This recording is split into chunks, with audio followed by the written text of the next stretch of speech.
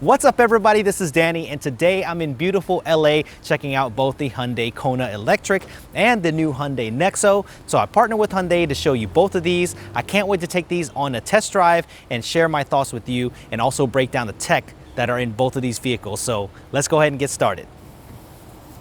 Yeah.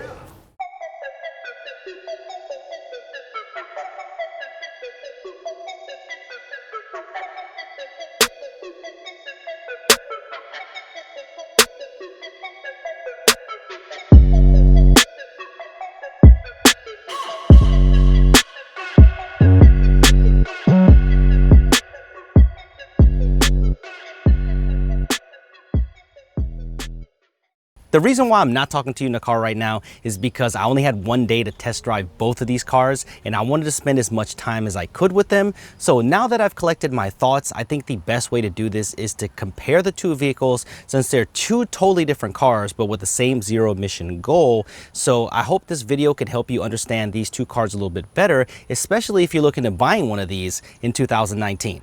The biggest difference here is that the Kona is an electric vehicle and the Nexo is a fuel cell vehicle. So in California, where I was test driving, it was really easy to find a fuel cell station, pull right up to it and go ahead and fill up in less than 5 minutes, which was really cool. It's the first time I've ever witnessed this, and I'm not sure why that this is not more widely accepted in the rest of the United States, but you're gonna be limited to where you can pick up a Nexo. But since you can pick up a Kona electric vehicle from anywhere in the United States, let's go ahead and start with that car first. The Kona EV is the smaller of the two vehicles. It's the full electric version of the existing Kona vehicle with some modifications to the exterior. I like the way that the nose looks better on the new EV. It's a sleek looking car, and I also love the color choices that are going to be available. You know me, the first thing I did was scope out the tech in these cars. I love that there's wireless charging built in. That's huge with all the new smartphones now that include wireless charging. There's CarPlay and Android Auto support on a large display that's easy to see, and the touchscreen was responsive and easy to use. One of the most compelling things for me about the Kona EV is that there's only going to be one model available at launch, and it's going to have a very respectable 258-mile estimated range with some smart regenerative braking features that you can customize and toggle between to help you capture energy back. So I think a lot of electric vehicle buyers, including myself, are going to be interested in the Kona EV because I personally wouldn't exceed that range in a day. I drove this around all morning throughout LA and I was pleasantly surprised by the performance of the 150 kilowatt output, producing 201 horsepower and 290 foot-pounds of torque. I love that instant torque off the bat, that instant power. It's really quiet. And even though it's front wheel drive, it handled really well. I was surprised how well it handled the corners and I really enjoyed driving it. So if you're looking for something zippy, something that handles well, that's electric, then the Kona EV could definitely be for you. I found the pop-up HUD to be very useful during driving too, and the Infinity sound system sounded pretty good. The interior is simple, it's not overly complicated, it's dominated by that huge touchscreen display, and the seats were pretty comfortable in the front and in both driver and passenger seats. But remember, this car is on the compact side when it comes to crossovers, so the back seats could be a little tight for taller people. The cargo space in the back is a little smaller than I personally would like, but you can always put those seats down if you need to carry anything larger. The battery is 64 kilowatt hours in capacity, and here are some of the charging times for level 2 and level 3. It's compatible with level 3 100 kilowatt quick charging, which is awesome. That can give you a full charge in less than an hour. So if you can find one of these, it's great to see support for that here. For most people, I think this will be the car that they'll be looking at purchasing. It's full of tech. You can control a ton of functions through the BlueLink app, even control your charging times at off-peak hours, all from your smartphone. So I really like the tech in the Kona EV. Plus a smart cruise control and lane keep assist for safety could make this one of the more interesting choices in EVs for 2019. Even though I was really impressed with the Kona EV, I was even more impressed with the Hyundai Nexo. While the interior of the Kona EV is fun, the Nexo interior is just on another level. I love the clean lines, and that 12.3-inch touchscreen just looks so fresh. It supports Android Auto and CarPlay. It's really responsive too. It's one of the nicer infotainment systems that I've seen, and the screen is so wide you can fit up to 3 active screens at the same time, which I love. So if you're leaning towards a more luxurious interior, you will not be disappointed with the Nexo.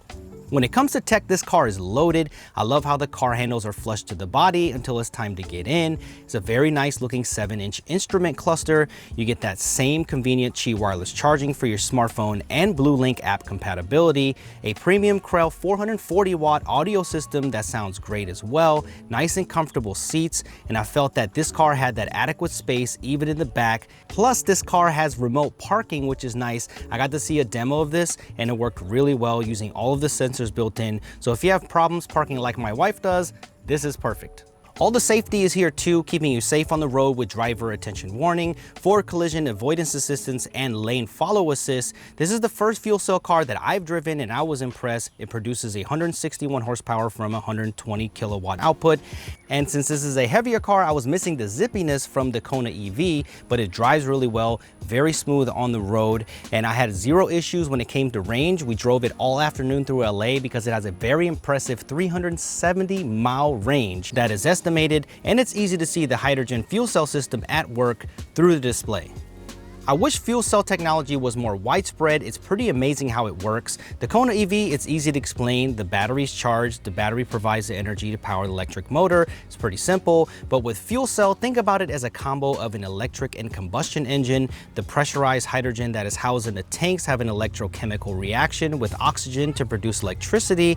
That reaction just produces clean water, and that's what comes out of the exhaust. That's the waste product, clean water. The Nexo also takes it to the next level with using some high-tech air filtration that can clean the air as it drives and kicking out air that is 99.9% cleaner. It uses a 3-stage filtration process where the final stages hit the gas diffusion layer of the fuel stack. Think about this as an air purifier on wheels. If we had a ton of these on the road, imagine the impact it could have on the environment. Overall, I enjoyed spending the afternoon with the Nexo. Let me know if you're digging the styling of the front end and what you think about the sides and the back. Hyundai is taking a lot of pride on the styling of this car. I wish I could drive this car where I live. Fuel cell stations just aren't available in my area. But if they were, I would highly consider this car. I was really impressed with it, so I hope to get some more time with it in the future. At the time of this video, no pricing has been announced, and there will be a few trims available for both vehicles. So if you have a question, leave them in the comment section below and I will follow up when I get some more time with the cars. I am curious though, which car did you like better? I liked both of them, but there was something really special about that Nexo. I love that interior. I just love the feel of that car. It's really great. So let me know if you're considering one of these cars in 2019. And I really like the way that Hyundai is pushing forward with more than one option for zero-emission vehicles. The more that are on the market, the better in my opinion. So thank you for watching, guys. Subscribe to the channel for a lot more car stuff like this, and I will see you guys in the next one.